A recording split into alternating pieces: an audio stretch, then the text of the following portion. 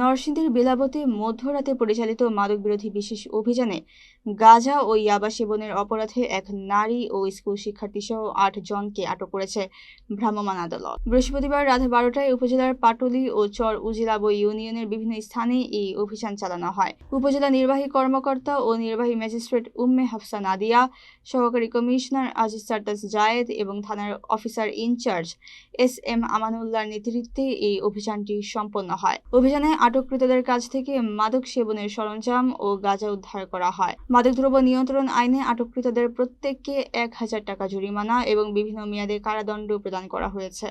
UNO জানান, মাদকমুক্ত সমাজ গড়তে এই ধরনের অভিযান অব্যাহত থাকবে।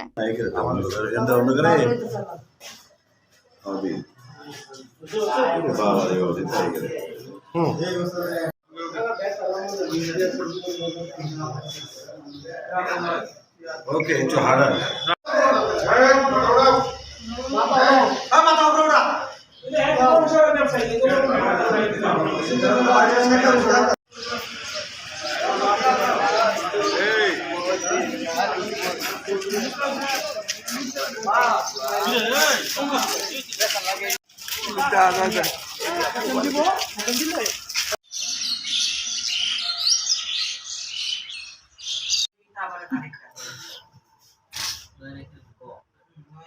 আমাদের আশেপাশে যারা এই সকল বিষয়ে তাদের ইন্টারেস্ট পোষণ করে, যে সকল উঠতি বয়সী ছেলেরা, তারা আসলে সাবধান হবে এবং আমরা আসলে একটি সুন্দর মাদকমুক্ত বেলাবো উপজেলা পাবো।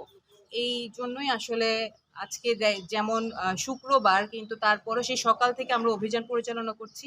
ইতিমধ্যে আমাদের কাছে গতকাল রাতে ৩ জন এবং